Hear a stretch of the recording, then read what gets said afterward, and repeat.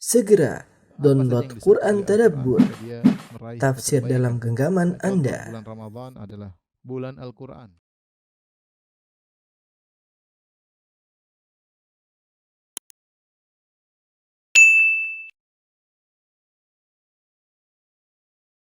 Bismillahirrahmanirrahim. Assalamualaikum warahmatullahi wabarakatuh.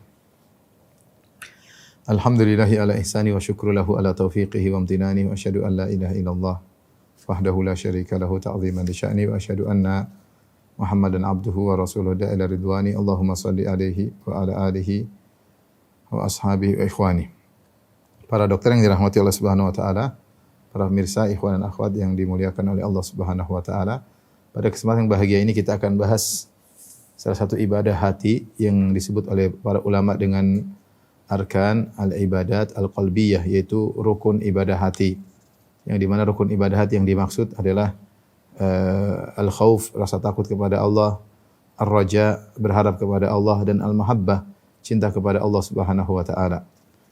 Ketika seorang beribadah kepada Allah, dalam segala ibadahnya hendaknya dia menghadirkan tiga perkara ini dalam hatinya. Yaitu dia mencintai Allah sehingga dia semangat beribadah, dia khauf, takut kepada Allah, ya takut amalnya tidak diterima misalnya, dan raja, dan dia berharap Allah mengampuni dosa-dosanya, Allah menerima amalnya. Seorang berusaha menggabungkan tiga perkara dalam hatinya dalam setiap perkara ibadah. Oleh karenanya Allah Subhanahu wa taala menyebutkan mereka beribadah kepada Allah dengan menggabungkan khauf dan raja. Misalnya firman Allah Subhanahu wa taala tentang para nabi, wa yad'unana raghaban wa rahaban wa kanu lana khashi'in. Mereka berdoa, beribadah kepada Allah raghaban wa rahaban, yaitu berharap dan takut. Ya, mereka menggabungkan dua ibadah ini. Allah juga berfirman, amman huwa qanitun ana al-laili sajidan wa qa'ima yahdharul akhirah wa yarju rahmata rabbih. Ataukah orang yang salat di malam hari, berdiri, sujud, beribadah kepada Allah salat malam, ya.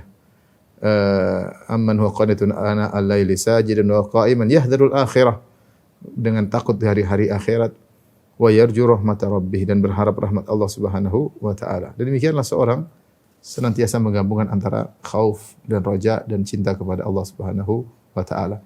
Karena siapa yang hanya berharap saja dan lupa untuk takut kepada Allah, maka dia akan mudah melakukan maksiat, tidak meninggalkan maksiat, ya. Dan dia selalu berharap tanpa ada rasa takut. Dan siapa yang hanya beribadah kepada Allah, hanya takut saja, khawatir dia putus asa karena dia tidak punya harapan kepada Allah Subhanahu wa taala. Seorang ulama berkata, al-khaufu war-raja'u kajanahi ta'iri idza stawaya istawat tayru wa tammat tayranuhu. Sungguhnya rasa takut dan berharap seperti dua sayap burung. Jika dua sayap tersebut seimbang, maka burung tersebut akan terbang dengan baik. Wa idza naqasa ahaduhuma waqa'a fihi naqsu. Kalau salah satu sayap kurang, maka akan terjadi kekurangan. Wa idza dhahaba sara ta'iru fi haddil maut. Jika dua-duanya sudah tidak ada takut, tidak ada khauf, tidak ada dua sayap tersebut, maka burung tersebut akan mati. Ketahuilah para dokter yang dirahmati Allah Subhanahu wa taala, begitu agungnya ibadah takut kepada Allah Subhanahu wa taala, sampai Allah memerintahkan hal tersebut. Kata Allah, fala takhafuhum wa khafuni. Janganlah takut kepada mereka, tapi takutlah kepada aku. Allah juga berfirman, wa iyaya farhabun, dan kepada akulah hendaknya kalian merasa takut. Allah menyebutkan bagaimana para orang-orang saleh, para malaikat, mereka takut kepada Allah Subhanahu wa taala. Allah menyebut tentang para malaikat, kata Allah, yakhafuna rabbahum min fawqihim. Sungguhnya para malaikat yang di langit, mereka takut kepada Allah yang ada di atas mereka.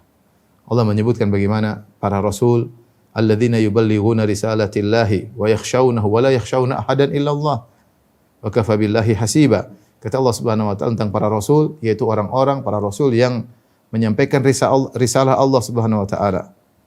Wa yakhshawnahu, dan mereka takut kepada Allah, wa la yakhshawna ahadan illa Allah, dan mereka tidak takut kepada selain Allah Subhanahu wa taala. Cukuplah Allah penolong bagi mereka, ya.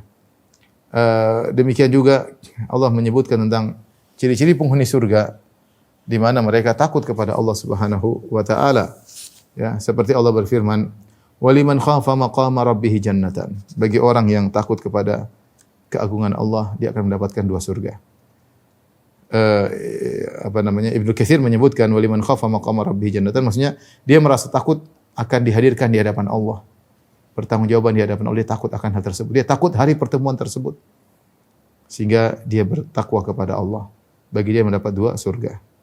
Ya.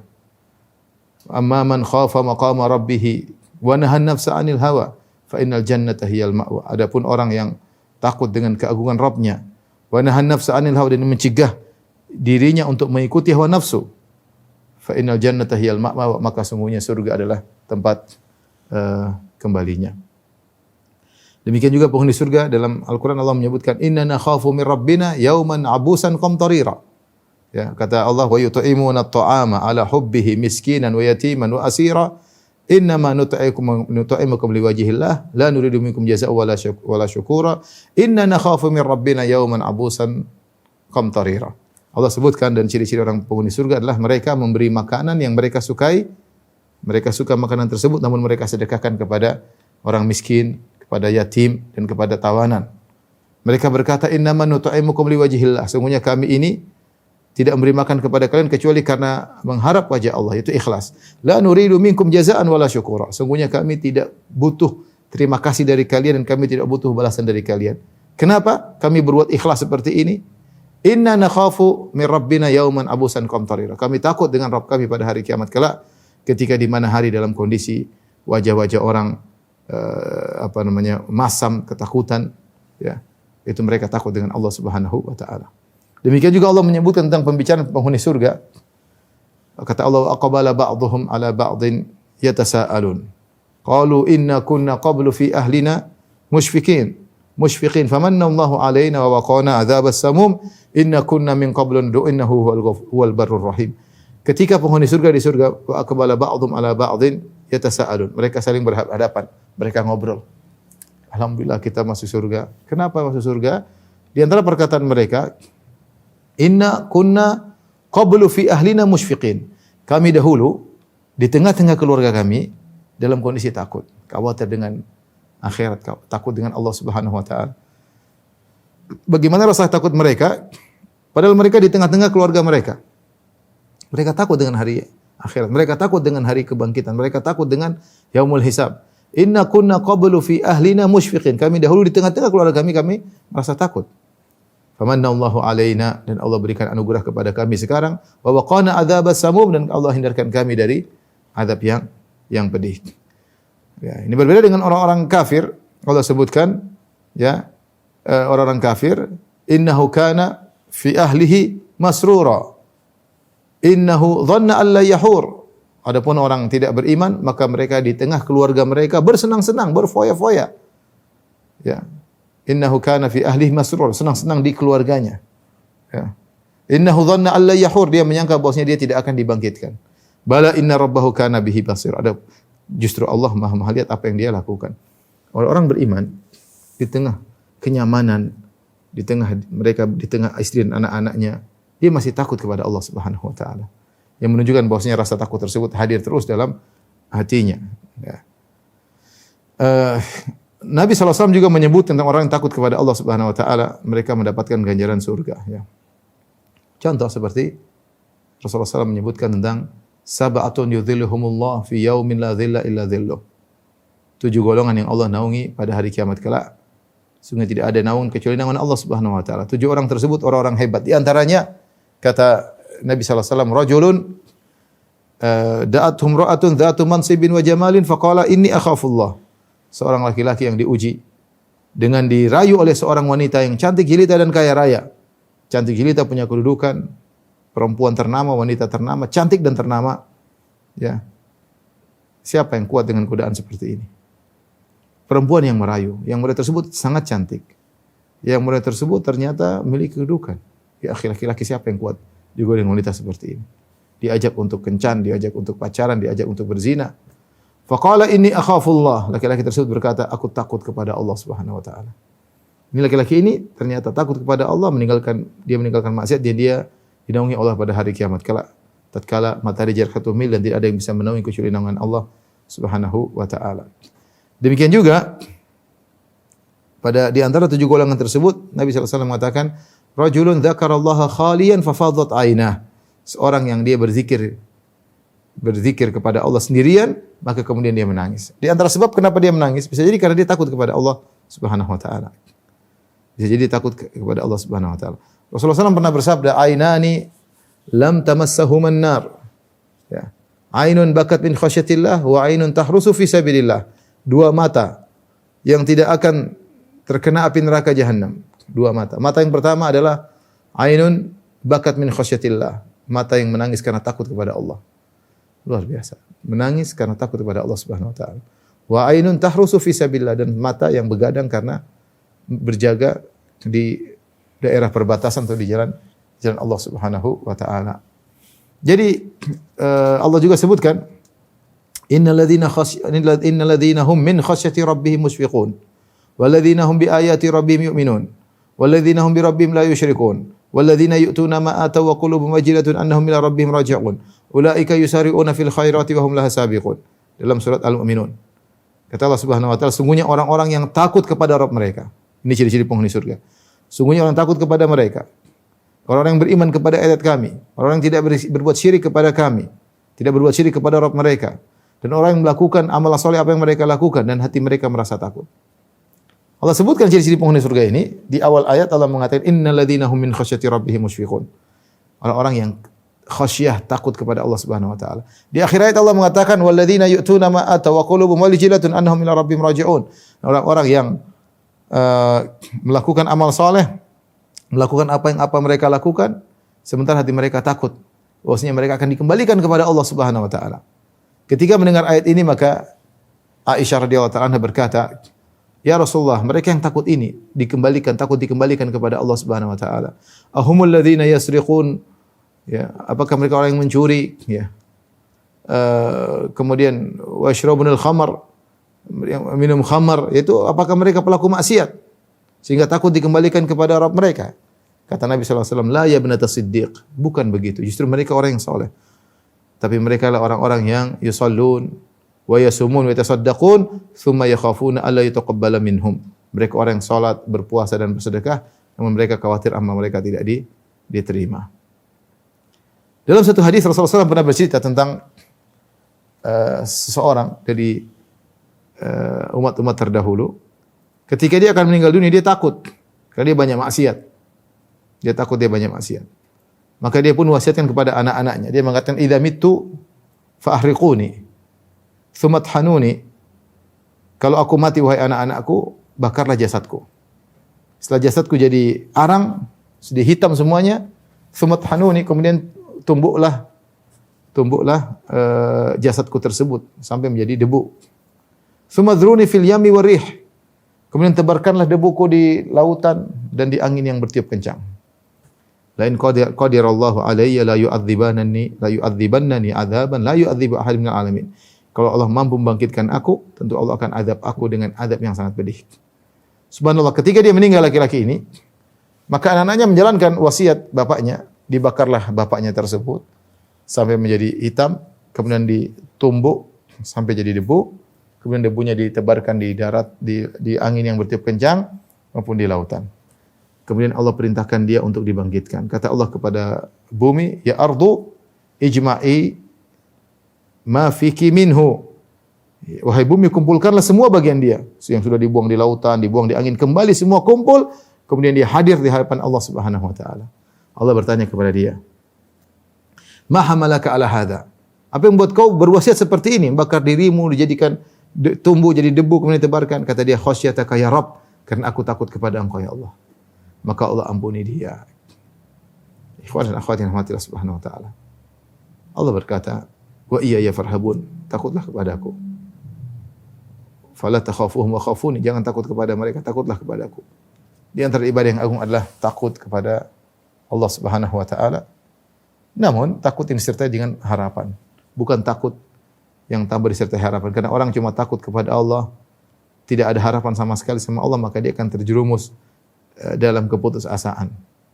Dia bisa terjerumus dalam keputusasaan ini. Tentunya al-qunut min rahmatillah, putus asa dari rahmat Allah adalah dosa besar. Dari sini kita tahu bahwasanya kita dianjurkan untuk takut kepada Allah Subhanahu wa taala. Dan takut tersebut adalah takut yang menghalangi kita untuk bisa meninggalkan maksiat. Jangan sampai kita bermaksiat. Ibn Taimiyah rahimahullah berkata, haddul khaufi ma hajazaka an ma'asillah. Fama zada ala dhalik fahuwa ghairu muhtajin ilaihi. Batasan takut kepada Allah yang disyariatkan adalah yang menghalangi engkau dari berbuat maksiat. Apa yang lebih daripada itu maka tidak diperlukan. Yang penting kamu takut berbuat maksiat. Di antara tafsir firman Allah, waliman khafa maqama rabbih jannatan. Bagi orang yang takut kepada Allah, dia mendapatkan surga. Di antara tafsiran ayat ini yaitu seorang yang hamba bimaksiyah. Dia ingin bermaksiat. Tiba-tiba dia ingat Allah Subhanahu wa taala. Akhirnya dia tinggalkan maksiat tersebut. Ya. Jadi takut kepada Allah ibadah yang agung, bahkan merupakan sebab masuk surga, ya. Takut tersebut tujuannya adalah agar seorang tidak bermaksiat. Dia mau korupsi dia takut, dia mau memandang yang haram dia takut, dia mau berbohong dia takut. Ya. Sebagaimana Allah perintahkan kepada Nabi untuk berkata, "Qul inni akhafu in asaitu rabbi adzab yaumin azim." Katakanlah wahai Muhammad, "Inni akhafu in asaitu rabbi adzab yaumin azim." Aku takut kalau aku bermaksiat kepada Rabbku, maka aku takut mendapatkan azab yang pedih. Tapi sekarang bagaimana cara kita agar takut kepada Allah Subhanahu wa taala? Kita akan sebutkan beberapa tips agar kita takut kepada Allah Subhanahu wa taala. Ikhwan dan akhwat, para dokter yang dirahmati Allah Subhanahu wa taala, di antara tips agar kita menumbuhkan rasa takut kepada Allah Subhanahu wa taala, itu kita belajar tentang nama-nama dan sifat-sifat Allah. Allahu nabbi ibadi anni ana ghafurur rahim wa anna adzabi huwal adzabus syadid huwal adzabul alim, dalam surat Al-Hijr. Nabbi ibadi, kabarkanlah kepada hamba-hambaku, anni anal ghafurur rahim, sungguhnya aku Maha Pengampun lagi Maha Penyayang. Wa anna adzabi huwal adzabul alim, dan sungguhnya azabku adalah azab yang sangat pedih. Allah suruh kabarkan kepada hamba-hambanya. Allah berfirman, wala yuthaqu wathaqahu ahad. Fa yauma idzil la yu'adzibu adzabahu ahad. Pada hari kiamat kelak tidak ada yang menyiksa seperti menyiksanya Allah, dan tidak ada yang bisa membelenggu seperti cara Allah membelenggu. Ketika kita pelajari tentang sifat-sifat nama-nama Allah Subhanahu wa taala, maka kita akan takut pada Allah Subhanahu wa taala, karena Allah azabnya sangat pedih, ya. Orang yang semakin belajar tentang al-asmaul husna, maka dia semakin takut kepada Allah Subhanahu wa taala. Kata Ibnu Mas'ud, kafa bi khasyatillahi ilman. Cukuplah ilmu adalah merasa takut kepada Allah Subhanahu wa taala. Dalam riwayat yang lain Ibnu Mas'ud berkata, al-ilmu khasyatullah. Sungguhnya ilmu adalah rasa takut kepada Allah. Ya, innama yakhsyallaha min ibadihi ulama. Sungguh yang takut kepada Allah hanyalah para ulama. Maka jika seorang menuntut ilmu dengan baik dan benar, dia akan takut kepada Allah Subhanahu wa taala. Dia tahu tentang sifat-sifat Allah, tentang nama-nama Allah, betapa hebatnya Allah, betapa agungnya Allah Subhanahu wa taala, maka mengkonsekuensikan dia ya untuk takut kepada Allah. Makanya kita introspeksi diri. Kita ini sudah lama ngaji, sudah khatam buku ini, tapi adakah rasa takut kita kepada Allah ketika kita mau bermaksiat? Ya. Adakah rasa takut kita kepada Allah? Atau kita tatkala memandang, kita asal melihat aurat wanita yang terbuka, menandang wanita cantik yang tidak halal bagi kita, kemudian kita pandang dengan seenaknya, atau kita melakukan praktek suap menyuap, atau kita korupsi, atau kita sebagian dokter memberi resep sesuai dengan pesanan dari toko obat, padahal dia tahu ini obat ini kurang manjur. Kalau manjur nggak ada masalah, tapi dia dapat bagian dia kasih resep seperti itu. Ya. Apa dia tidak takut kepada Allah kalau Allah menghisab dia pada hari kiamat? Ya. Atau seorang berdua-duaan dengan wanita di kantor, antara pilot dengan pramugari, antara dokter dengan susternya, ya. Padahal Nabi SAW mengatakan, la yakhluwanna ar-rajulu bi imra'atin lakana syaitanu thalithahuma. Tidaklah seorang laki-laki berduaan dengan wanita kecuali syaitan akan hadir di antara kedua mereka tersebut. Ini yang kita masih jauh, ya. Kita sudah menuntut ilmu, sudah menyampaikan ilmu, tapi belum meresap dalam hati. Seharusnya kalau orang belajar tentang ilmu, terutama Asmaul Husna, Al-Asmaul Husna, nama Allah, harusnya dia takut kepada Allah Subhanahu wa taala. Semoga Allah mengampuni kita semua, ya. Ini yang pertama. Oleh karenanya orang yang semakin berilmu harusnya dia semakin takut, ya. Adapun seorang sudah mencapai gelar doktor, profesor, agama, tapi kalau ngomong seenaknya sendiri, ya. Ngomong ini, ngomong anu, nuduh sana, nuduh sini, tanpa rasa takut. ini orang ya keblinger ya, tidak takut kepada Allah Subhanahu wa taala. Ya. Tapi yang kedua di antara hal yang bisa menumbuhkan rasa takut kepada Allah Subhanahu wa taala adalah membaca tentang azab Allah Subhanahu wa taala. Azab Allah sangat pedih ya. Kalau kita baca Al-Qur'an, azab Allah sangat pedih. Ya. Waquduhan nasu wal hijarah. Allah sebutkan ya ayyuhalladzina amanu taqullaha ya ayyuhalladzina amanu qu anfusakum wa ahlikum nara waquduhan nasu wal hijarah. Wahai yang beriman, jagalah diri kalian, keluarkan dari neraka jahanam yang bahan bakarnya adalah manusia dan batu. Manusia terbakar dan membakar. Seperti kayu bakar kalau kita bakar dia terbakar dan juga mengeluarkan api membakar. Manusia pada hari kiamat juga menjadi bahan bakar di neraka jahanam. Waquduhan nasu wal hijarah. Takutlah kalian kepada neraka yang bahan bakarnya adalah batu dan manusia. Mengerikan. Kata Allah Subhanahu wa taala, "Allati tattali'u 'alal afidah." Bahwanya api tersebut langsung masuk ke jantung. Kalau di dunia kita bakar sesuatu, misalnya kita manggang sate, maka yang pertama terbakar di luar, baru kemudian lama-lama bagian dalam juga terbakar. Tapi kalau apinya Allah Subhanahu wa taala tidak demikian. Apinya Allah langsung membakar luar dalam. Allati tattali'u 'alal afidah, langsung masuk ke dalam hati.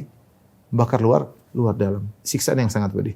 Fa yauma idzil la yu'adzibu 'adzabahu ahad. Pada hari itu tidak ada yang bisa menyiksa seperti siksaan Allah. Apapun kita menghayal tentang siksaan yang pedih, masih kalah dengan siksaan yang ada di neraka. Ya.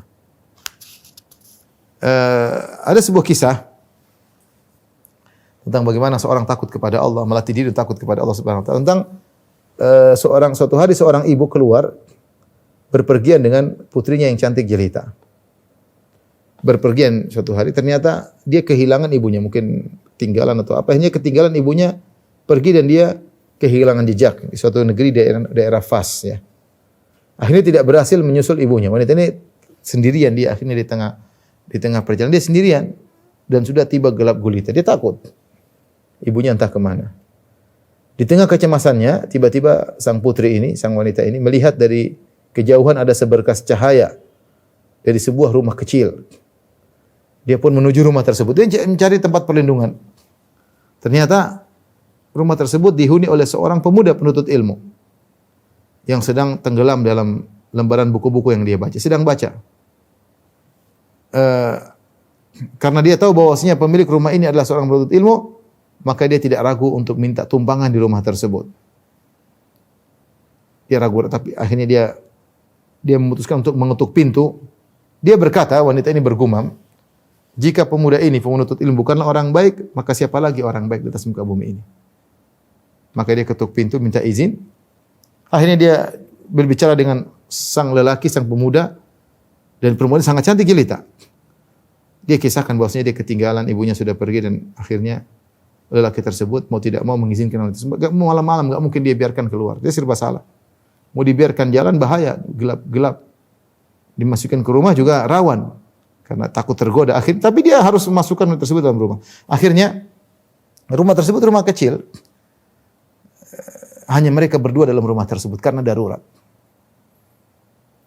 Akhirnya sang laki tersebut membuat penghalang berupa tikar, tirai antara dia dengan sang wanita. Dan lelaki tersebut melanjutkan baca bukunya. Dia baca bukunya. Ketika dia sedang baca, setan pun datang menggodanya. Kesempatan wanita cantik, kapan lagi dapat wanita cantik? Tidak ada orang lain, cuma berdua. Ya, pemuda bergejolak hatinya. Subhanallah, pemuda ini segera ketika dia digoda, dia mulai mengambil api lampu yang untuk buat dia baca. Mulailah dia meletakkan jarinya satu demi satu di atas lampu tersebut. Sampai jarinya terluka, dia bakar jari-jarinya. Subhanallah. Sang wanita mengintip di balik tirai, dia kagum melihat bagaimana perbuatan sang pemuda. Sang pemuda terus membakar jari-jarinya. Tujuannya apa? Dia ingin mengingatkan dirinya bahwasanya jangankan api neraka jahanam, api dunia saja, cuma api lampu pelita dia tidak kuat. Panas luar biasa, kita enggak kuat. Lilin aja kalau kita taruh jari kita enggak kuat. Panas. Hingga akhirnya fajar menyingsing. Tiba di pagi hari. Setelah tiba pagi hari, maka sang lelaki mempersilahkan sang wanita untuk pergi meninggalkan rumahnya. Setelah semalaman dia berjuang melawan hawa nafsunya. Subhanallah. Sesampainya di rumah, sang putri pun menceritakan kisah yang dia lihat dari sang pemuda tersebut. Ya. Ternyata putri tersebut, ya, ternyata lelaki tersebut segera mendatangi seorang ulama yang menjadi pengajar di majelis ilmu di negeri Fas, namanya negeri Fas di tempat tersebut. Ya. Meminta agar menemukan pemuda tersebut untuknya. Jadi bapaknya cari tahu siapa pemuda tadi. Karena dia tahu putrinya tahu pemuda tadi penuntut ilmu. Ya sudah, dia pergi ke guru ulama di sana, ingin ketemu dengan lelaki yang tadi malam mengayomi putrinya. Akhirnya Syekh sang guru meminta agar seluruh muridnya mengangkat tangan mereka, mengeluarkan tangan mereka. Karena disebutkan jari-jarinya terbakar. Semua murid angkat tangan, kecuali dia. Kecuali pemuda tadi tersebut menyimpan tangannya, tidak mau angkat tangan. Karena jari-jarinya penuh dengan luka. Akhirnya ketahuanlah ternyata pemuda tersebut itulah yang membakar jari-jarinya. Setelah diketahui perihal pemuda tersebut, akhirnya sang ayah menikahkan putrinya yang cantik gila tersebut kepada sang penuntut ilmu tadi. Tapi intinya yang ingin saya sampaikan di sini, selain kisah ini menakjubkan bagaimana seorang laki berjuang untuk mencegah dirinya dari bermaksiat, ya. Subhanallah. Saya pernah dikisahkan oleh seorang syekh, kebetulan saya haji dengan dia. Tersebutlah seorang ulama, saya tahu namanya, tapi saya tidak ingin sebutkan namanya. Di Arab Saudi, suatu hari dia bersafar ke luar Saudi, entah ke daerah mana keluar. Kemudian dia di dalam hotel, ya. Tiba-tiba ada di tengah malam seorang wanita mengetuk pintu. Ya. Ketika dia buka pintu, subhanallah, wanita tersebut dengan pakaian yang merayu, dengan wajah yang sangat cantik jelita, merayu syekh ini. Syekh ini tentu tertarik melihat wanita di depan mata dia begitu cantik jelita, maka dia pun tutup pintu. Kemudian dia segera sholat. Sang wanita terus mengetuk pintu, merayunya. Dia terus sholat. Sholat berdoa kepada Allah. Minta dikuatkan. Ya, tidak ada yang bisa menyelamatkan aku kecuali Engkau ya Allah. Terasing jauh dari setan, datang bisa saja. Ya cuma sekali ini, nanti kau minta ampun, Allah Maha Pengampun. Datang setan buat orang muda untuk melakukan maksiat. Seperti saudara-saudaranya Yusuf ketika ingin membunuh Yusuf, mereka berkata, wa takunu min ba'dihi qauman shalihin. Ya. Uqtulu Yusufa aw itrahuhu ardan yakhlu lakum wajhu abikum wa takunu min ba'dihi qauman shalihin. Kata kakak Yusuf alaihissalam, bunuh Yusuf atau buang dia di suatu daerah agar ayah kalian bisa fokus sayang kepada kalian. Setelah itu kalian bertobat. Dan betapa sering setan datang kepada seorang untuk bermaksiat dengan mengatakan, lakukan saja cuma sekali. Setelah itu kau bertobat. Namun syekh ini kemudian dia sujud, dia berdoa kepada Allah, minta ditolong oleh Allah Subhanahu wa taala. Sampai pagi akhirnya dia selamat. Ketika tergoda, dia biasa saja membuka pintu, dia biasa saja memanggil. Akhirnya dia selamat. Disebutkan oleh dari syekh tersebut akhirnya balik ke Jeddah. Begitu dia pulang dari Jeddah, kemudian dia turun di bandara, telepon seorang. Tiba seorang mengatakan, "Syekh, saya punya putri begini-begini, saya ingin engkau menikahinya." Subhanallah. Dia meninggalkan maksiat, akhirnya dia dapat istri yang cantik jelita, yang salehah dengan cara yang halal, ya. Seperti kisah lelaki ini. Oleh karenanya takut kepada Allah, ya. Di antaranya dengan membayangkan atau membaca ayat-ayat yang menjelaskan tentang azab Allah Subhanahu wa taala. Jangankan azab akhir, jangankan azab di neraka jahanam. Disebutkan azab di alam barzakh saja sangat sedih, sangat pedih. Ya. Bagaimana seorang yang rajulun yakdzibu bi kadzbah fatuhmalu anhu hatta tablugha al-afaq. Seorang yang berdusta, kemudian dustanya di-share sampai tersebar ke penjuru dunia. Maka di alam barzakh datang seorang merobek bibirnya sini sampai ke belakang. Setelah itu bibir kirinya dirobek dengan besi sampai ke belakang. Terus begitu terus sampai hari kiamat. Itu baru deh, siapa yang kuat ya? Kita aja baru di kini-kini itu sakit. Baru kena jarum kita sudah sakit. Mau disuntik vaksin sebagian orang gemetar. Lihat darah aja kita kadang-kadang tiba-tiba puyeng. Ya. Ini gimana adab yang pedih pada hari kiamat kala, alam barzah, hari kiamat. Maka mengingat adab ini membuat kita takut. Kita hidup cuma sebentar. Kenikmatan yang kita rasakan kalau kita bermaksiat cuma sebentar juga. Maksiat apa sih? Maksiat nonton, maksiat zina, maksiat rokok, maksiat heroin, narkoba, maksiat ganggu istri orang, maksiat korupsi, maksiat apa sih? Cuma sebentar, tidak lama. Ya. Tapi begitu kita meninggal tidak diampuni oleh Allah, waliyadzubillah, kemudian diazab dengan azab yang sangat pedih. Kemudian di antara hal yang buat kita untuk takut kepada Allah Subhanahu wa taala, kita sadar bahwasanya kita kurang dalam ibadah kita. Kita jangan pede dengan ibadah yang kita lakukan. Kita enggak tahu ibadah kita diterima atau tidak. Kita enggak tahu ibadah kita ikhlas atau tidak. Ya. Kita enggak tahu.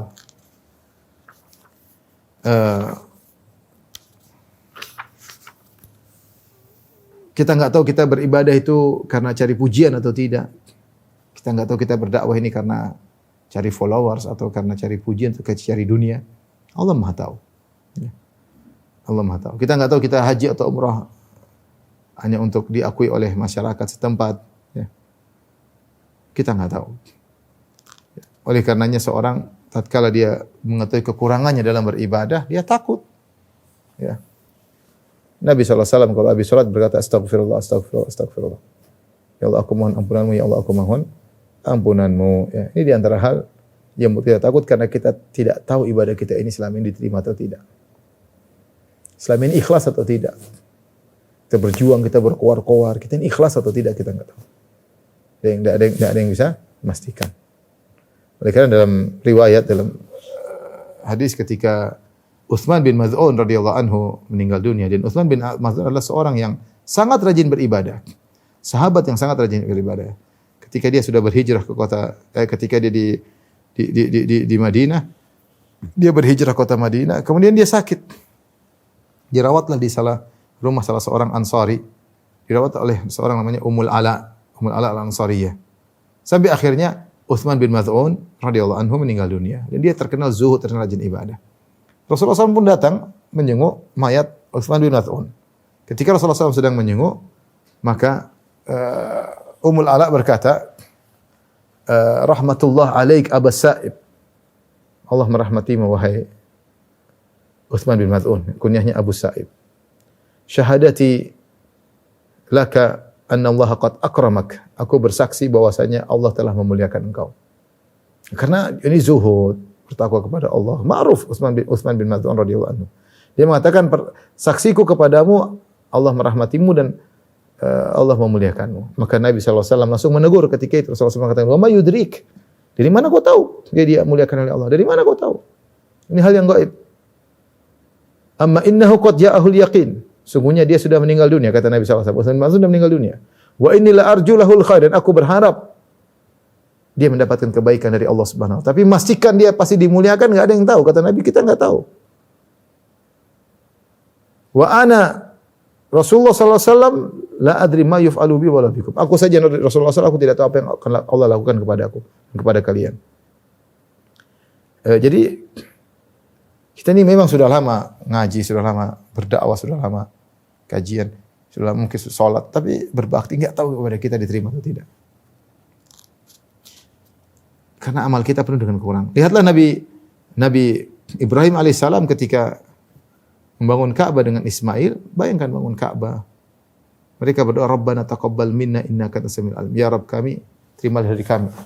Padahal mereka berdua bangun Ka'bah dengan pekerjaan yang sangat berat. Ibrahim umurnya sudah sekitar 100 tahun. Ismail masih muda, potong batu yang besar, dipikul, dibawa di lembah untuk dibangunkan Ka'bah sampai disusun tinggi. Saking tingginya Ka'bah tersebut, Ibrahim harus berdiri di atas makom Ibrahim. Kemudian angkat batu atas, tapi mereka tidak pede, tidak sombong, tidak mengatakan, saya yang bangun Ka'bah loh, enggak ada begitu. Saya yang bangun Ka'bah loh, enggak ada. Yang sekarang orang sholat di situ jutaan orang, pahala yang ngalir sama Ibrahim alaihissalam. Mereka tidak bangga, tidak pede. Saya yang bangun Ka'bah. Suruh mereka berdoa, Rabbana taqabbal minna. Ya Allah, terimalah amalan dari kami.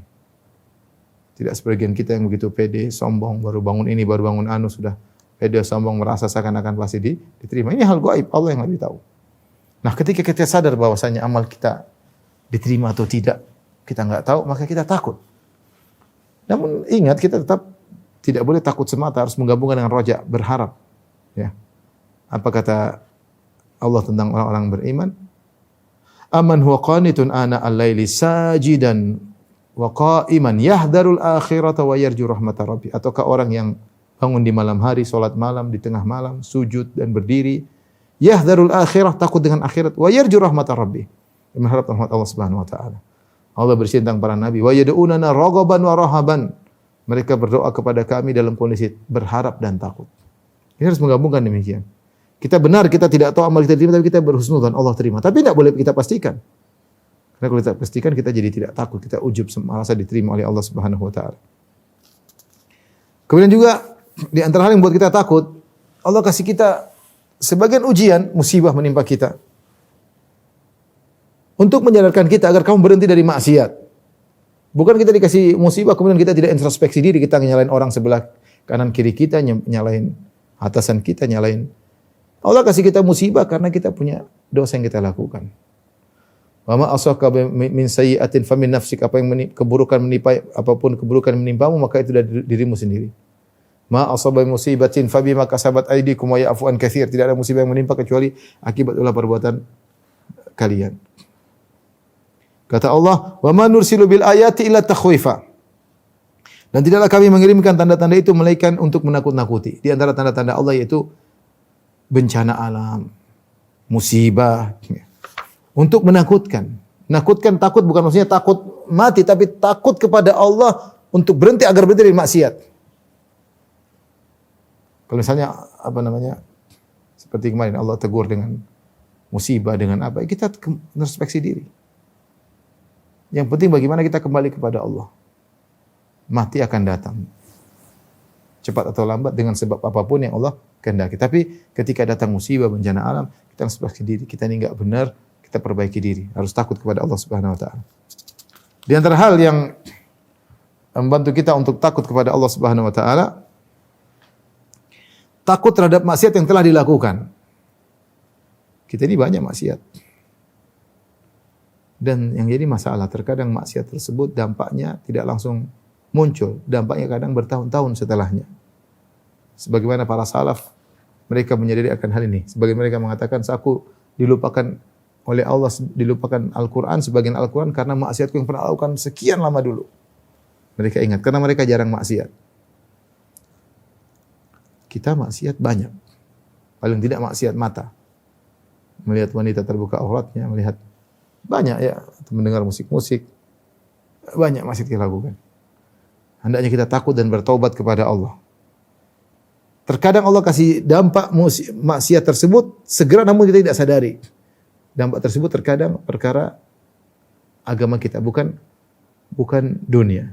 Ada orang terkena musibah hilang dunia gara-gara dia maksiat. Terkena musibah mungkin dia masalah. Tapi terkadang Allah kasih hukuman berupa hukuman terkait dengan agama. Kita enggak khusyuk sholat. Kita malas baca Quran. Senangnya Instagram, YouTube, Facebook melulu. Enggak tertarik untuk baca Quran. Enggak ada gerakan untuk bangun sholat malam. Ini jangan-jangan akibat maksiat yang kita lakukan. Allah kasih hukuman dan kita tidak sadari. Ini yang bahaya. Makanya di antara doa Nabi sallallahu alaihi wasallam, wala taj'al musibatana fi dinina. Ya Allah, jangan kau jadikan musibah kami pada agama kami. Karena musibah agama berbahaya dan musibah agama akibat maksiat yang kita lakukan. Maka seorang agar takut kepada Allah, ingat bahwasanya maksiat itu punya dampak cepat atau lambat. Minimal dampak tersebut menjadikan hati kita hitam. Kita maksiat, semakin pandangan haram kita lihat, titik hitam titik. Segera istighfar, segera bertobat. Kalau enggak dampaknya akan datang cepat atau lambat. Di antara yang buat kita takut, ikhwan dan akhwat yang rahmatillah subhanahu wa ta'ala, takut terjerumus kembali pada maksiat yang telah kita tinggalkan. Kita mungkin di bulan Ramadan kita bisa tinggal maksiat. Ketika musim haji kita lagi haji tinggal maksiat. Tapi siapa yang bisa menjamin kita untuk tidak kembali? Kita khawatir. Seorang waspada, jangan membuka celah. Di antara celah yang buat kita maksiat adalah pandangan yang liar. Makanya Nabi dahulu ketika belum ada medsos, bahan tontonan orang bisa lihat macam-macam kalau duduk di pinggir jalan. Bisa lihat macam-macam. Kata Nabi sallallahu alaihi wasallam, "Iyyakum wal julusa fit turuqat." Waspadalah kalian, hindarilah kalian dari duduk di pinggir jalan. Karena di pinggir jalan tuh membuka cakrawala. Ini lihat, ini lewat, macam banyak yang mau dilihat. Pada saat mengatakan, "Ya Rasulullah, kami harus duduk di pinggir jalan karena ada hal, mau tidak mau harus duduk di situ. Kita bisa berbicara di sana, ngobrol-ngobrol." Kata Nabi sallallahu alaihi wasallam, "Kalau memang harus duduk di pinggir jalan, fa'atu tariqa haqqahu." Maka berikanlah hak jalan. Pada saat mengatakan, "Apa hak jalan ya Rasulullah?" Hak jalan yang harus kita tunaikan. Kata Rasulullah SAW, "Ghaddul basar." Pertama kata Nabi, tundukkan pandangan. Tundukkan pandangan. Wa kafful adza, dan jangan ganggu orang. Wa raddus salam, jawab salam. Wal amr bil ma'ruf, beramar ma'ruf. Wan nahyu anil munkar, dan mencegah kemungkaran. Sekarang kalau mau lihat maksiat bukan di pinggir jalan, depan HP, depan internet selesai, mau berbagai macam kita pilih apa saja mau dilihat. Ini kita sudah bersih ketika Ramadan, sudah bersih setelah hajian, kita kotori lagi. Maka di antara hal yang buat kita takut terjerumus dalam maksiat kedua kali. Maka waspada, jangan buka celah-celah agar kita bisa terjerumus lagi. Ya. Kemudian di antara hal yang bantu kita untuk takut kepada Allah Subhanahu Wa Taala, ini mungkin yang terakhir adalah khawatir meninggal dalam kondisi su'ul khatimah, kesudahan yang buruk. Ini di antara hal yang menyibukkan pemikiran kaum salihin. Karena tidak ada yang bisa pastikan bagaimana kesudahan kita. Tidak ada yang tahu. Betapa banyak orang-orang yang tadinya bertakwa, kelihatannya salihin, tahu-tahu murtad. Di antara mereka ada yang luar biasa agamanya, tahu-tahu ateis. Di antara mereka ada yang sudah haji. Dan ini kenyataan, bukan main-main. Haji, ternyata pulang haji nakal kembali. Mungkin berzina, mungkin wa'iyadzubillah, ya. Pacaran yang tidak halal, ya. Oleh karenanya dalam hadis Rasulullah SAW menyebutkan, "Inna ahadakum la ya'malu bi amali ahlil jannah." Sungguh seorang dari kalian melakukan amalan-amalan penghuni surga, itu melakukan amal-amal saleh. Hatta ma yakunu bainahu wa bainaha illa dhira', sehingga jarak dia dengan surga tinggal satu hasta. Fa yasbiqu alaihil kitab, maka sudah kedahuluan takdir. Fa ya'malu bi amali ahlin nar, di penghujung hayatnya dia beramal dengan amalan penghuni neraka. Fa yadkhuluha, kemudian dia pun masuk neraka. Jadi orang seperti itu. Ya. Maka kita enggak tahu bagaimana kesudahan kita. Apa kita bisa diberi karunia Allah untuk bisa meraih husnul khatimah atau tidak. Iblis terus menggoda agar menjerumuskan kita dalam kemaksiatan. Dan kita tahu bagaimana penghujung kita. Maka dari situ kita takut. Takut jangan sampai kita meninggal dalam kondisi bermaksiat. Lagi melihat yang haram tahu-tahu meninggal. Lagi bertengkar tahu-tahu meninggal. Lagi membangkang suami tahu-tahu meninggal kalau bagi ibu-ibu, ya. Banyak hal. Kita enggak tahu bagaimana kesudahan kita. Serangan jantung sekarang tiba-tiba. Kan dokter tahu banyak orang meninggal tiba-tiba.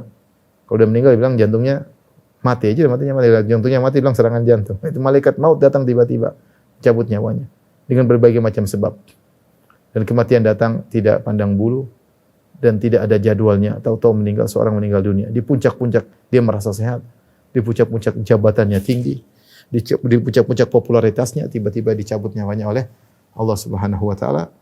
Dan malaikat maut ketika mencabut nyawa tidak membedakan antara tua dan muda, tidak harus tua baru mati, tidak harus sakit baru dicabut nyawa, ya. Tidak kapan mau dia cabut maka dia cabut sesuai dengan perintah Allah Subhanahu wa taala. Oleh karenanya kita hanya bisa berdoa, Allahumma rzuqna husnal khitam. Ya Allah, berikanlah anugerah kepada kami agar bisa husnul khatimah.